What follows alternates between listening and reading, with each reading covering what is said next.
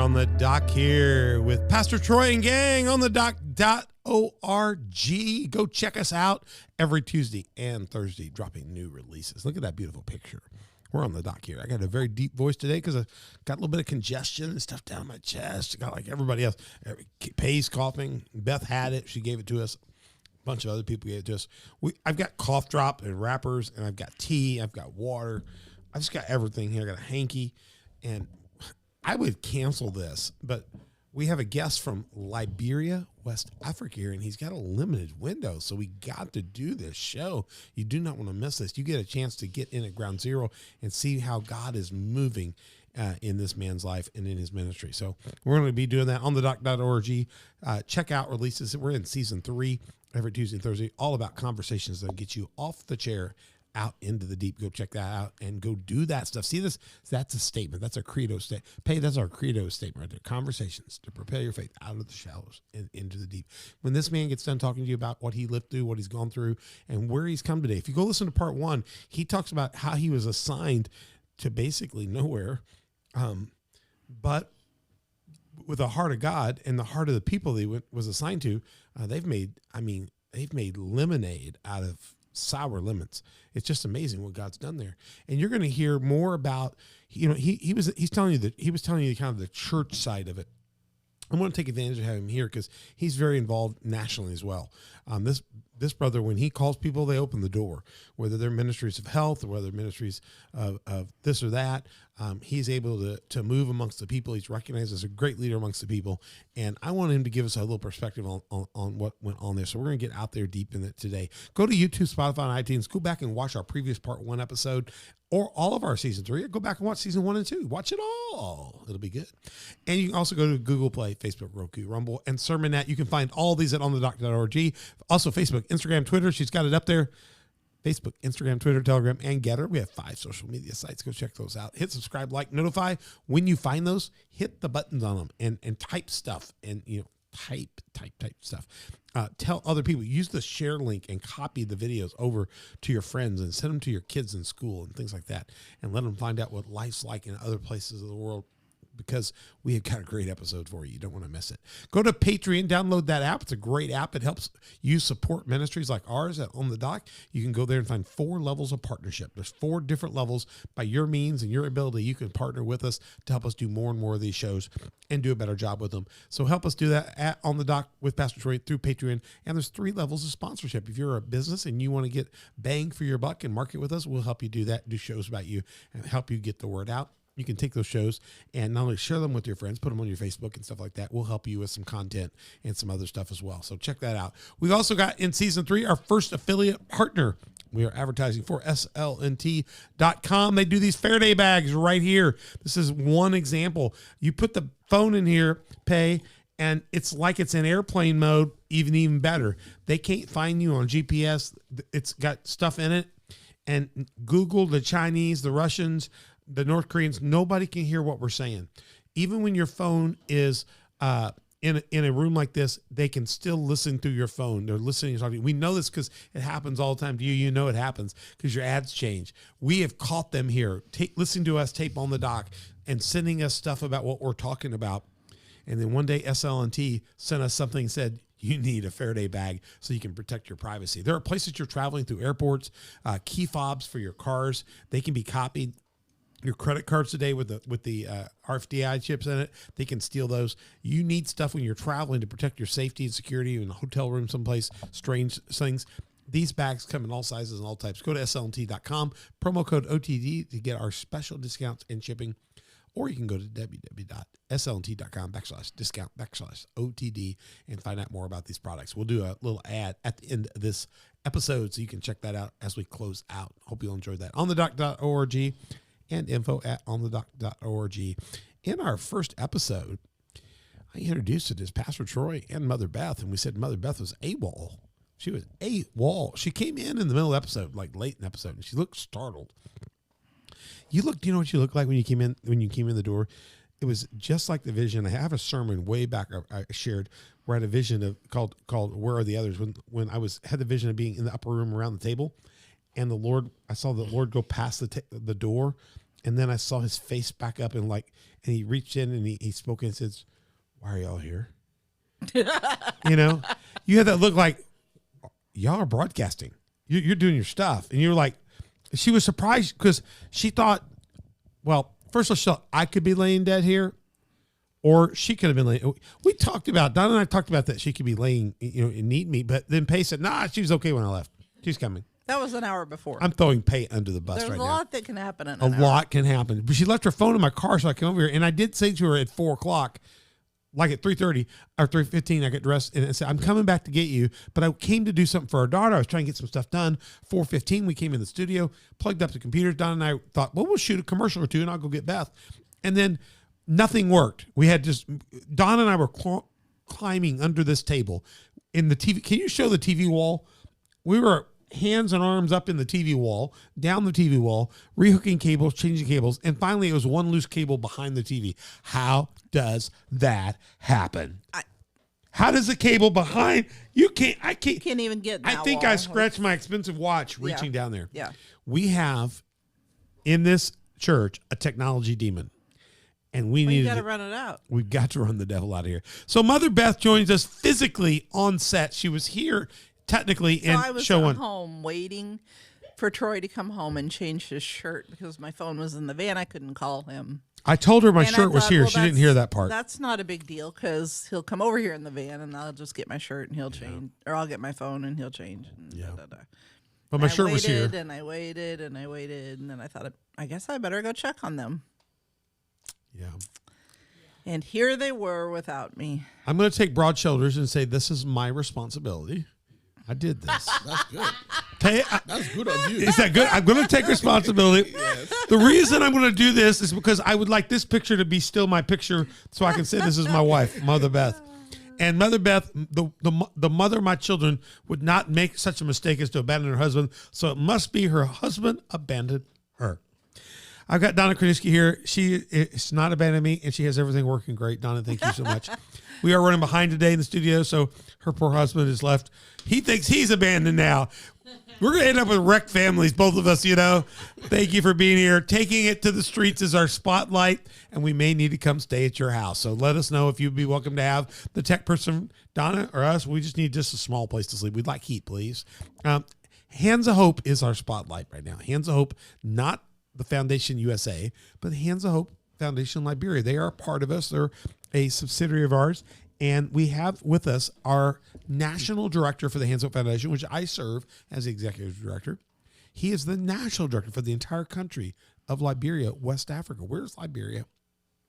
West Africa. I should have put a picture up. Yeah. Just imagine the Africa is it looks like the lower half of a person's body that has their jeans on, and they have really nice curved rump. Just imagine somebody with a really tight-fitting jeans with a really curved rump. Then it goes down to their feet, and that's the south part, and comes back up pretty straight, and that's the backside.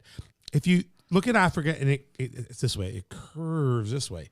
Under the curve is Liberia. Yes. On the ocean, right? Right. Great food. I sit on the water, eat the fish. It's delicious. The red snapper, the lobster. So they're under the curve, under the boardwalk, out. You're right on there. And it was called, before it was Liberia, it was known in the history books as the Pepper Coast. Right. Known for its hot food and hot peppers. And that's Liberia, West Africa. The Pepper Coast, and they moved to the Green Coast. Yes. Yes. That's very much so. And it's I didn't know that. What are your neighboring countries? You've got surrounded. Give us all sides. So you're on the coast. So who's to your north? Or the north is Guinea. Guinea. And then the east is Africa's, which is Ivory Coast, also Sierra Leone, right? Africa's and Sierra Leone. Is it the same country? No. Oh, that's a different. Ivory Coast, Sierra Leone. Ivory Coast is, you also call the French. Yeah, Côte d'Ivoire. Côte d'Ivoire. That's right. Yeah. And they speak French? They speak French. But you speak English? English. What do the Guinea speak? French. French. And anybody else touch you? Is that it? All the way around? No, Sierra Leone is English. Is English. Sierra Leone's English. Yeah. Now, in those nations, a lot of you don't know, Paye's from, he said in that first episode, Boe, which is up on the very edge to Guinea. The north, yes. Now, I learned this in the last year or so. I didn't really understand this. I was learning about the Pele dialect, which he speaks Pele. You have to say something to us in Pele. Say hello to everybody in Pele. Katwaye. Okay, well, I kind of got that figured out with a hi. Yeah, so he speaks Pele. He in their country they have how many different tribes represented in your country? 16 major tribes. 16 major tribes. Yeah. Pele would be one of the top, correct? Yes. Yeah, they're the largest populated. And every tribe will have a different language. Yes. And even some dialects inside that language. In the United States, we speak English, but you can go across our country and not understand anybody from different parts. They speak so differently. Right. Dialects. Yeah. You get somebody from New Orleans and somebody from Chicago, you don't even know what they're saying. Or somebody from here and somebody from Chicago. Boston. I'm from Boston. Want some pop? You want some pop? Pop. Soda. Pop. Boston, you get down the Cajun people, New Orleans, you can't even understand the brogue. It's rough. So, but you have quite a bit of different dialects. I learned that Pele really originated in Guinea. So the Pele tribe, before there were the nation of Liberia, would have been more rooted in Guinea than it would have been in what's modern day Liberia. It would predate that. The kingdom would have been a region there. Is that correct? Yes. It came from Mali to Guinea. That was like an empire. I was reading that. So it was a king. There was a Pele kingdom.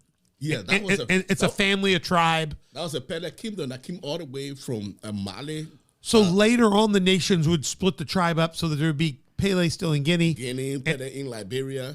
And I noticed there's a little bit of different dialect that's formed. So I saw in the translators that there's a Liberian Pele, and now there's a Guinea Pele. There's a Guinea Pele. So can if a Guinea Pele walks up to talk to you, can you understand a lot of what they're saying? Yeah, you can understand, but there are a dialect within the Pele.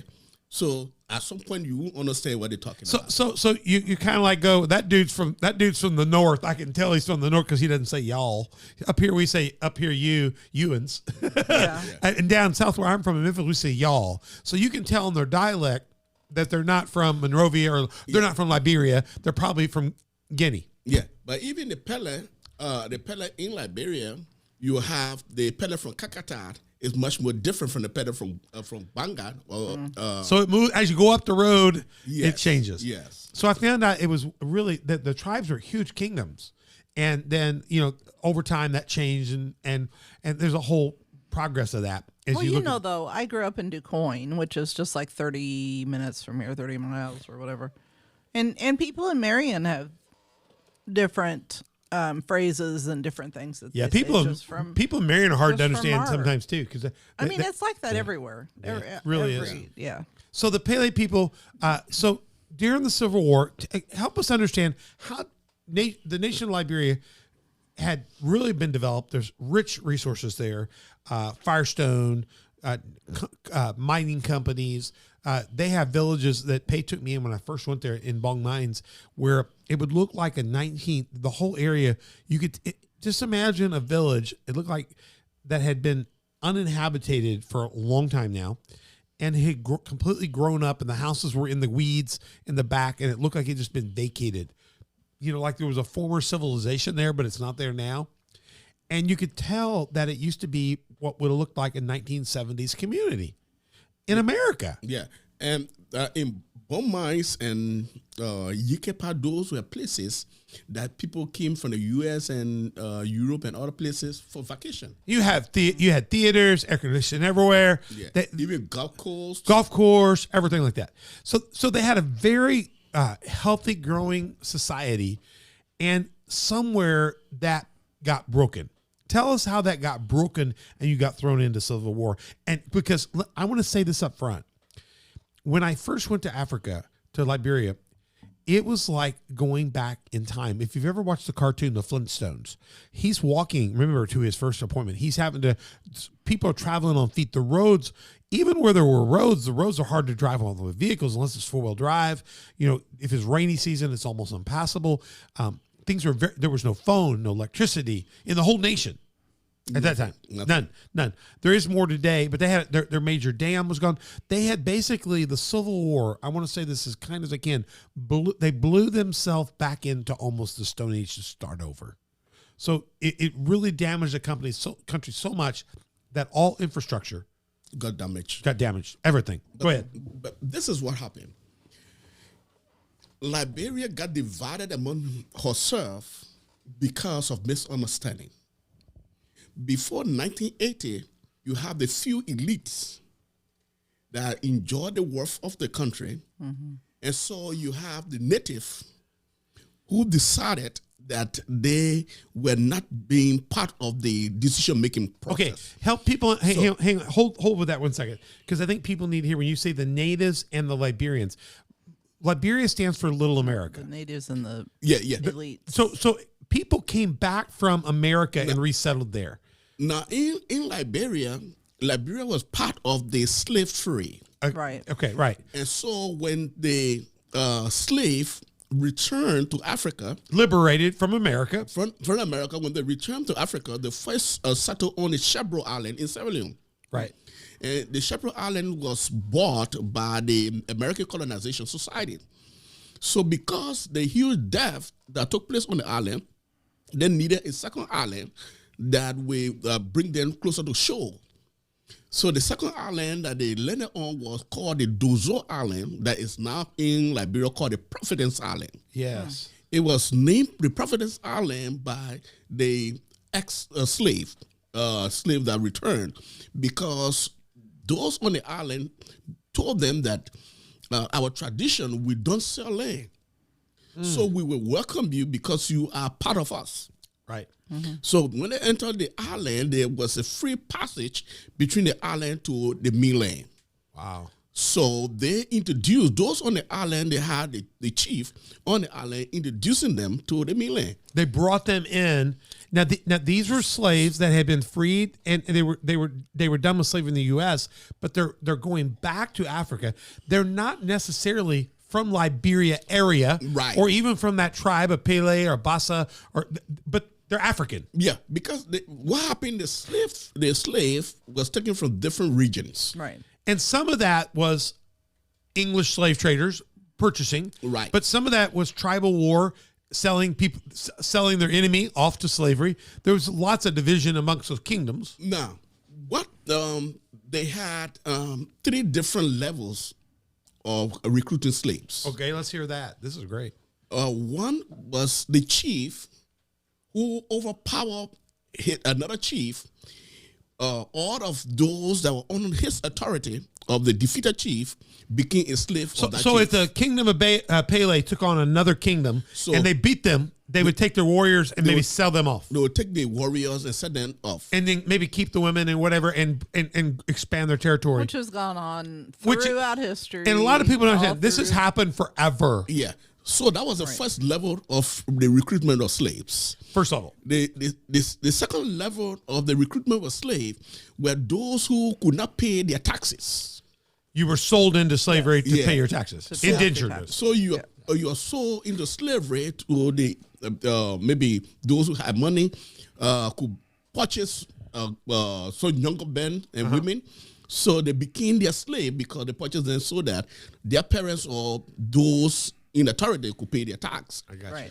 So that was the second level of recruiting slaves. The third level of recruiting slaves were people who went to market and other places, and then you had other powerful men who declared war, not necessarily declaring war to capture territory, but declaring war just to get men and sell them out. So those were kind of your warlords type people, right?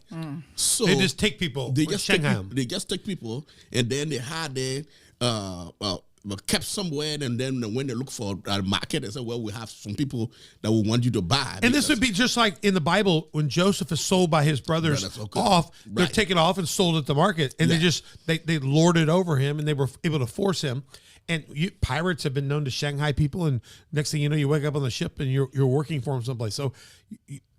So basically, what you're saying is in Liberia, you had people that had come here to settle, but they weren't native, and now they're coming in, and you're saying there's native people clashing in modern day with the original native Liberians. Now, those who return, they were called the miracle Liberians. And they don't speak Pele, they don't speak Bassa. They don't speak any native language. I have spoken to a few of them here, and when I ask them, because I'll ask them, oh, are you Pele Bassa? They go, I'm original. I don't speak any of that. I speak English. Right. They're insulted by that reference. Yeah. So they were a minority group of people. But they lorded. And they were the most educated ones, and they were in the authority. And so they began to dominate the society very quickly. So when their children became leaders after their parents. Right. So now the native felt somehow rejected in that they could not have access to adequate education. It was restricted. So in that process, because of support, the native could not have adequate support for sending their children to the urban area in the Monrovia and other places. And most of the schools were built along the coast. It's so interesting that in the United States, I grew up in the South. I even grew up in the 70s in a place, and we went to school in the 90s in Georgia where there was a segregation still between blacks and whites. And there were still things you just didn't do in the same place. They separated, and in the earlier days, you only educated certain level, and this was for so and so, and this was for so and so. This is not just restricted here. This was now being done with former slaves who had been restricted are now coming back to their country, right, and doing what was done to them. To the others, because they felt that since it was done to them, it was the best way to segregate themselves. I don't think people really understand that they really recreated. They left a plantation system in the southern part of the United States, and they went and tried to reestablish a plantation system in their native Africa. So when they got there with this idea, they segregated themselves. They could not move into the rural part, and then where they built the schools were places they have easy access. Into the rural part of Liberia, you did not have a road network. So they could not walk into the rural part. So the original counties of Liberia were those counties along the coast. That was Grand Cape County. You have Mosurado County. You have Grand Bassa. You have Sano. Later in 1857, you had Maryland joining them. And so those counties were along the coast. Mm-hmm. They could travel by boat from one county to another, not necessarily going into the interior part. So they could stay on the road, so the coast versus roads. Right. They could stay on the coast. So there was safety. That was safety. But so they established the government, even though there was a form of governance that they met among the chiefs. Through the tribal, they have their own order. Right. The tribal leaders. So they began to overimpose their government over the tribal.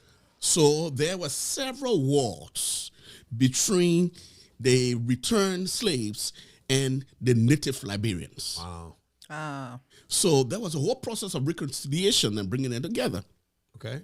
So when they were brought together, that mentality of segregation was still there. Yeah.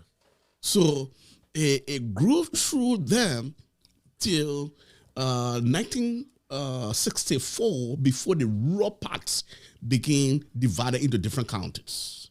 I got you.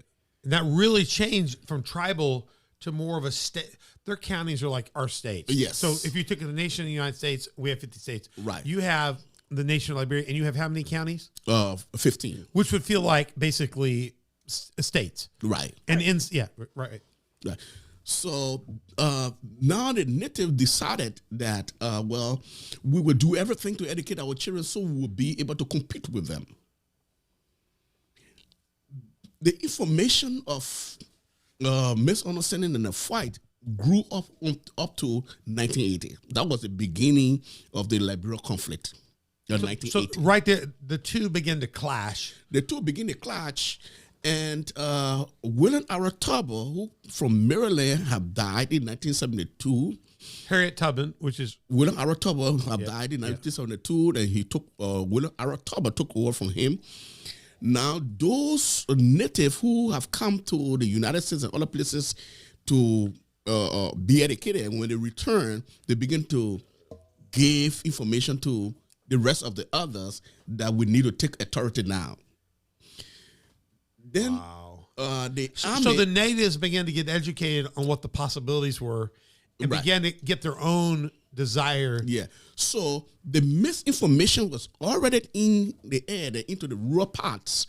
Now the army took onto that because the army were divided among themselves between the elites and the native. Even the army was divided amongst itself. So now you had Samuel Doe, who was one of the native, overthrew the president. Yeah, he was just a guy at the executive mansion. There were 17 enlisted men who planned the coup. 17 enlisted men. Samuel Doe, when he overthrew Tubman and he became the head of state, there you had the information now going out that the native had killed Tubman, so native woman born soldier. Oh, no. So it was a kind of song. So it said this was a time for the native to be able to lead. And now the purpose of the coup was for the native to be able to reconcile the nation, that everybody will come back together. But it did not work. It didn't work. So it went on for some time. So there was a traditional leadership for a while there. Yeah. They call it traditional leadership. Right. It went on for a while, and you have it went on for a while, and you have the people coming back together to fight, rigging power and the rest of it. And the conflict of the native, people started to reconcile among themselves, and there was a lot of bloodshed from 1980 to 1982. Okay. And those elites, some of them left the country. Oh, wow. When the government, the American government, who should have turned over power in 1984, refused, and they turned their government, the PRC, called the People Redemption Council, who was a military wing, instead of them becoming, remaining a military, a lot of them resigned from the army and became a political party. So the army became a political party. That group. Yeah. So they called themselves the National Democratic Party. Okay. So they went into election and they won the election in 1985. But there were a lot of people, and Samuel Doe, his deputy, said, well, that was not the purpose of our coup, of the revolution. So he rejected it. Wow. The conflict became now among the native, among themselves. So the natives are now arguing about the purpose. About themselves. And I'm assuming this is breaking on tribal lines? So largely? Now, because the conflict was between he and Thomas Kuyampa, Thomas Kuyampa wanted to assassinate him. So when he missed him, then Samuel Doe tribe went against Thomas Kuyampa tribe. So, and now you have tribes at war. So it became the war and the conflict between the Crown tribe and those from Nimba. Wow. And these are different, they're actually natively different traditional tribes. They are different group of people, okay. Different tribes. They don't understand each other except you learn it. So the conflict intensified from in 1986 and 87. A lot of the able-bodied men fled from Nimba and began to find a safe haven, and those who were in the army left. Samuel Doe saw the pressure that since there were more powerful men from Nimba, he decided to execute a lot of them. So they were just randomly, almost like regularly kill them. Just kill them. Get rid of the competition. Now, there's a whole different scenario of how Charles Taylor got involved. Charles Taylor was in prison in Boston. In Boston, Massachusetts. Yes. Why was he in prison in Boston? He was in prison because he was working with the government, and he have transferred a lot of the money into a personal account.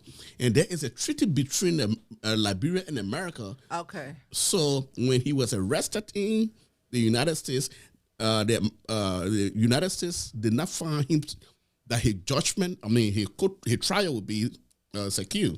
So they kept him in prison here so that he'll go on trial. Was Charles Taylor, was he a native or was he a Liberian from America? He was from that family. He was a descendant of the American Liberian. So but he was mixed. His mother is a native. A native. Oh. Yeah. So as time went by, the conflict line actually became broken because people intermarriage, and so you could not actually find a pure American Liberian, except for few. Very difficult. Yeah. But people might identify as one of the, but they're probably mixed at this point in time. Right. I remember the whole thing when Charles Taylor was in the prison. We do remember that. We were hearing that stuff what over here. What eventually happened was... He goes back home. He gets released. Yeah, he got released and goes back home. Now, because they are looking for a way to go against Samuel Doe. And the only way is for them to go with a rebel evasion. And Charles Taylor, looking at his record, they said, well, he is brave, he is able, so let's get Charles Taylor involved. So they send him back in as a counter force. So they have already recruited some men. They are in training in Libya and Burkina Faso, but they are looking for who will lead them. And who's supporting this? Who's backing They had a lot of political leaders. Even some of the former president was involved. They had a lot of political leaders because those political guys did not find a way in Liberia. So, and Doe have gotten very tough as a dictator. Wow. Mm-hmm. So Charles did not get involved. And he gets to Libya, and they have a whole long story of how he took over the authority, and he assembled the guys and told them when they're going to enter the country. He said Liberia is a Christian nation. They celebrate Christmas most often. And they start the celebration of Christmas before the day. So it would be good for us to launch the revolution. In the middle of a holiday. In the middle of the holiday. So they decided to launch it on December 24th. Wow, it's like Hamas did to Israel in the middle of a holiday. And they succeeded in doing that. So Taylor takes over and brings you into a whole new regime that's counter to the regime that is now also fighting internally. You've got multiple factions now. So those from Nimba, they were easily absorbed for Taylor as a savior. Oh, so they joined this side. Yeah. The enemy of my friend is my friend. Because Doe is now fighting those from Nimba and doing all sorts of things. Right. So they decide Doe, why he is fighting those from Nimba, the citizens from Nimba and the able-bodied men, he hears about Taylor, they are rushing to him, even if he don't call them. If he doesn't call them, they are willing to work and fight alongside with him to save the life of the people. Wow. Now, Taylor come in, the rebel movement that he entered the country was called National Patriotic Front of Liberia. Okay. So he enters on December 24th, 1989. Wow. Now, when he entered, there were a lot of different fighting, and the rebel have authority. Sometimes they lose some territory, and the government forces. And so all your infrastructure in this fighting is being attacked. While they are doing all of the fighting, they're using air to ground missiles and other things. They destroyed everything. Everything. But the war was senseless because when Charles Taylor entered, while he have captured some territory, his deputy, who is Spring Johnson, he said, well, we were contracted. We came in so that we'll do some work. So we are not a political link to be able to take decision. Then Charles Taylor told him, no, you can't do that. You take instruction from me. While conflict is among the two of them, Prince Johnson said, then I will break away from you. So now you have a conflict amongst So Prince Johnson take half of the fighting men. The patriotic group. Yeah, the National Patriotic Party, and call them Independent National Patriotic Party. It's like Patriotic Front. it's like the First Baptist and the Second Baptist just split off them, Right. Yeah. and you're doing that at a national level. So you have the government, the armed forces of Liberia still fighting the both of them. Against each other now. Yeah. So they're fighting each other. And you still got the other group out here that was defeated that doesn't like you. And it's getting very complex. But Charles Sugar is getting more favor from the rest of the citizen because the armed forces of Liberia had turned to a fighting force that fighting everybody and they're killing everybody. So people are fleeing from the army. All right. So they flee from the army, they joined Charles Sugar. So it was rapid and they gained a lot of territory very fast. So he took over. Yeah. Yeah. Then among them, those who were with the armed forces of Liberia, some of them fled and went to a neighboring country. They also went and regrouped themselves as another group they called Liberia. LERD. They called Liberia Democratic. Another group, a rebel group. Another rebel group came in from the north. Wow. It just spawned off storm after storm. So you called so Ulimo came from the north, called Liberia United against fighting all sorts of different names. So while Ulimo is in the country fighting Charles Sugar and fighting Prince Johnson, Ulimo again, there were some men decided that, well, the killing is too much. So we can't sit and you be killing our people. The other people fear that certain tribes were being killed than the other. So you have Ulimo going against each other. They have Ulimo J and Ulimo K. So you have now 5 fighting groups. There's 5 different conflicts at one time. Yeah. So if you took a territory and you couldn't keep it, You're going to keep it. you would just destroy everything, so they would be left with nothing. And that's why so much got destroyed. Everything. So when they are in this territory and maybe they are on an attack and about to leave, you have to maybe burn as many houses that you can, destroy any infrastructure. Trains. You had your dam that was your burn down houses. Did your electrical generation for the whole country? Yes. Burn the houses. Burn down hospitals, churches, everything. Burn down clinics, hospital. Burn down cars. And this just went on until ultimately it just went on and on and for on years. For years. So at the height of this, when it's at its worst, where are you? Now are you one of the? Are you a pastor? Now I'm not a pastor, but I'm a youth leader. Okay. Youth pastor. I'm not the same pastor. Now in Bangladesh, we all have to flee to Guinea for the first time. So you're leaving the country. Yeah, we left the country. You're going north. We're going north, and we're going to Guinea. So you're refugees. And build up our own place in the refugee camp. So you're a refugee in another country, surviving while your country's destroying itself. Right.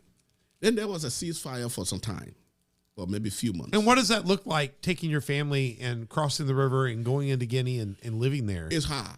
Because the Guinea people are got to be overwhelmed. They're not a prosperous people, so. No, very poor. And then when you get, you traveling, imagine getting up by midnight by the sound of the gun. And you do not have a gun in your hand. No, it's bad. You can defend yourself, and then the firing is all over then. And people are running scatter. Where your feet can lead you, that way you go. Wow. So and so people just kept on going until you find yourself in Guinea. So you can't live a life. No, you can't live your life. There's no job. You don't have work. How do you survive? Spend your time running. So once you're running, where you'll find food to eat. Right. Wheresoever you find food, you're going to eat, and you're not traveling with clothes. Mm-hmm. At some point in time, while you're traveling, if your clothes is really dirty that you wash it by the creek and put it on the sun, and it gets dry, then you wear it and keep moving. And keep moving. So this was the life of many, many people. The life of thousands. And so Liberian got spread across. It depending on the country that you're closer to. So Liberian got spread out in Sierra Leone and in Guinea and in Africa. So people spread across. Yeah. and the country became very thin. The country became very tense. So those who went to Guinea, then you have other group will come and say, well, we are recruiting. We can give you food. Because people were literally dying for hunger. Oh, yeah. So some of them want to come back home.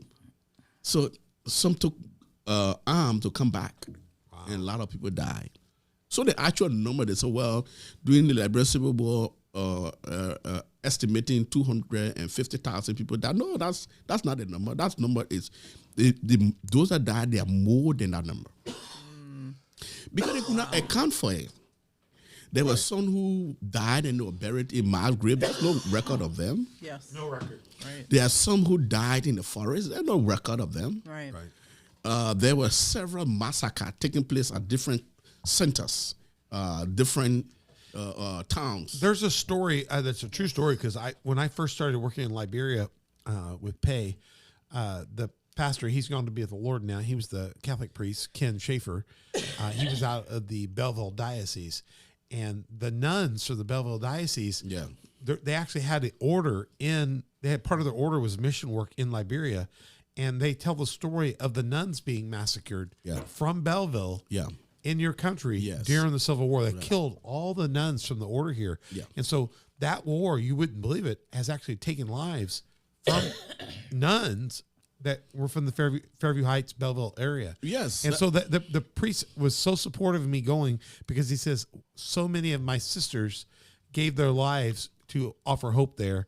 And the war was so brutal, it would even kill a nun. Yes. Even the Catholic priests. I mean, there are some Catholic priests that was killed. And I know about the 5 nuns. I heard about the 5 nuns that got killed. Bad. And a lot of pastors, even pastors, got killed. I mean, some of those pastors, they decided that since things were so difficult, they didn't know where to go, they decided to come into the church along with their members, and they were massacred there. As a group. They went to the church to hide out and to the to church seek to refuge. hide. But then they would just massacre them all there. Okay, this was horrible. The war breaks. What breaks the war and leads to where we are today with the third president, Ellen Johnson Sirleaf was the first. As a reorganized New Liberia. And then George Weah, the soccer player. Yeah. And now we have the guy today, how do you say his name? Joseph Human Boakai. Yeah, Boakai. He was sworn in this year.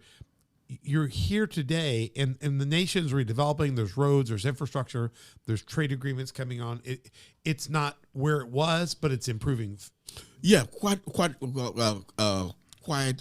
appreciative, and we must give credit to Ellen Johnson Sirleaf because she took over a broken nation. Tell us how the nation. Okay, I know that Charles Taylor had to flee because the U.S. kind of. Step in. I know George Bush put a threat out and he left. Yes. But then, when they took all the groups, because you were broken down to many groups fighting. Groups fighting, and then they have Charles Taylor as one of the leaders and the rest of it. They have asked for ceasefire, and the fighting men. Charles Taylor was like a threat. Right. That they will only obey. Because they wouldn't obey when Charles Taylor is out of the country because they did not they could not understand his moves. Right. He could move anytime and he was very powerful. Yes. A man will fight to die when they are under his instruction. Wow, that's amazing. So he had incredible control over people. He had control over his men. Yeah. So when you guys when Charles Taylor left, there was a ceasefire. And once you have a ceasefire, then you have the United Nations and ECOWAS forces now there to organize the election to have the first government. Now, I think what's missing here is there's a video out that I have. What's the name of the video where it talks about the prayer? Pray the devil back to hell. Pray the devil back to hell. Yeah. Excuse me. I can't express. Go find the movie, the video, and watch it. Yeah. And watch it. And it tells you how it changed. How prayer led the peace of Liberia. Because the women what was happening now, the women could see their children going to die. This was Yes. women on every side of the battle. Yeah. So the men are killing, they're fighting, they're battling, but then the women behind the scenes begin to pray for peace. They begin to pray for peace. This was one of the time that both the Christians and the Muslims came together and prayed. The women, no matter what denomination or religion you came for, they gather because they knew that there is a God that will answer them. Yes. So they had a place. In fact, they also sponsor some people who have gone to Ghana where the peace conference was taking place to have an interim leadership. They come back and encourage the rest of the other women that they needed to be on the mount to pray, and they won't leave till there is total peace. So originally these women were meeting for prayer, what they call the fish market. Yeah, fish market. They would come and pray and intercede of all sides.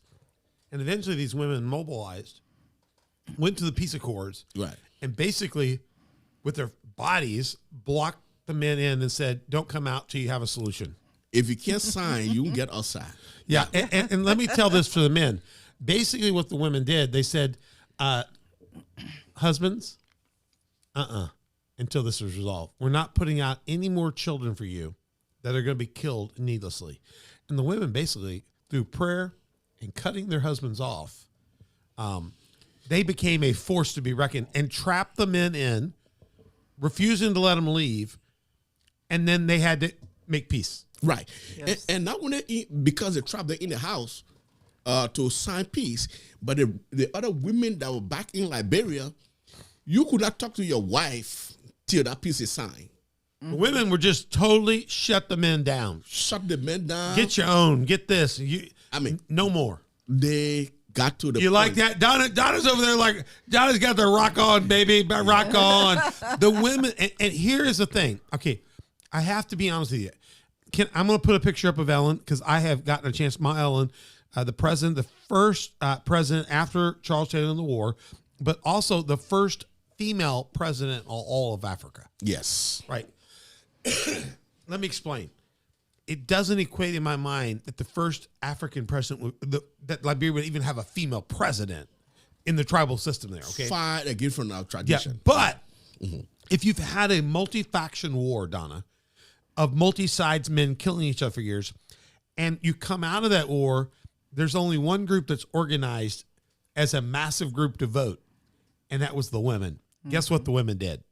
They elected a woman. Yes. The only group that was organized elect a woman who's actually got a Nobel Peace Prize, a Nobel, right, in economics finance. Right. She said, I'm in econ finance. I got to meet with her, talk to her. I'm in a meeting there with her. She is, and I'm an economics finance guy. She is brilliant and well educated and was the right person at the right time, leading the female team to bring all the men, well, I guess back to the table. Back to the table. and then reorganize all of the structures. And then through that, we've now seen, you have 5-year terms. So she served 2 terms. 6 years. 6 year terms. Yeah. So she served 2 terms. Yes. And then after that, you had George Weah, who served 1 term, right? 1 term, yeah. And now you're today in time for you as inauguration day. You've got Bokai, who's beginning the first of his 6 years. Yes. Yeah. And so peaceful transition of power. Yeah, peaceful transition of powers where you have at least former presidents now around. He called him and said, I succeeded. You won. And I think you said the picture that was interesting was the new president with both Ellen and George sitting to the left and the right, standing together. Right. So you have a picture of the 3 current presidents of your nation. Right. And at least standing in unity for the future. Right. Standing in unity and lifted up the new president hands and said, we stand with you. Wow. That's very good. Yeah. Yeah, it's a big change. I mean, I remember here, everybody said, for those of you who don't know, we had planned to do a medical trip here in 2024. We did one, I went with some other people on one in 22. It went well. The election year was this year. we were going to do one in 24, but when we were trying to get the flight set up and trying to get everything organized in September, October, you were doing your preliminary elections, and then they got runoffs, and the airlines did not want to give us group contracts. It's not that we couldn't get there individually. They just don't want to sell a bunch of seats and get a bunch of tourists or a bunch of doctors and nurses trapped over there. Right. And they didn't want to give a price on a ticket because not only was that going on, but Hamas and Israel are fighting, and you got to fly over, or you at least got to now fly around it. And they couldn't figure out how safe or how much that was going to be. And we just end up having to cancel the trip because you couldn't get there, and we couldn't get the numbers because the world wasn't sure what was going to come out of this election. Absolutely. Would it be peaceful? But then when it got down to George and Bokai, there was a relaxation, and they gave us a number, and we were going to be able to do the trip, but it was too close to the deadline, and we had to put it off. But I heard the world breathe really nicely when George called and gave his said, you've won. Yeah. And today, I think that picture will set a whole new stage for what happens tomorrow. Right, because in fact, when the election commission have not declared Boakai as a winner yet, but the counting is taking place, and Joyce sees the number, and he knows that Boakai is ahead, and the ballot boxes that remaining, even if they counted it and put it in his favor, he will still not win. So he take up the phone, called Boakai, and congratulate him and say, well, you are our president. That's fantastic. You have won. And in the middle of this, Hands of Hope has partnered with you in the recovery of that Civil War. You were sent, as we talked about in the first episode, out in the middle of nowhere to rebuild a completely infrastructure broken. Your part was the church, but for you, the church and their culture, the church is the school, the church is the family, the church is life. It's the center. He was a youth pastor when you went to Guinea. Youth pastor went to Guinea. We established a church in Guinea, came back to Liberia, and put in charge in my home church in Banga at St. John as a senior pastor. Wow. Okay. Before going to seminary. And then you go to seminary, and then you're in youth evangelism and stuff like that in Monrovia, and eventually you get appointed to Wela, and we meet as you're the superintendent of a district that needs to be redeveloped. Yeah. And it has developed. It's a great story. I'm going to show you in the next episode. We're going to do one more episode. We're going to come back in part 3, which is going to be called this last episode. I don't even know if I introduced it properly, but I didn't. I had it up there from Civil War to modern day. You got a chance to hear what happens.